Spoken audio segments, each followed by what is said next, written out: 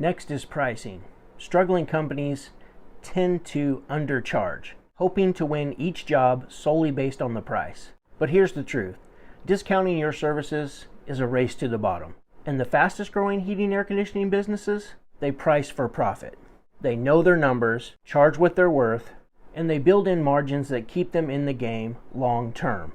So if you're barely making money on every job, you're not running a business. You're actually running a charity. And the competitors who know how to price properly, they are eating your lunch.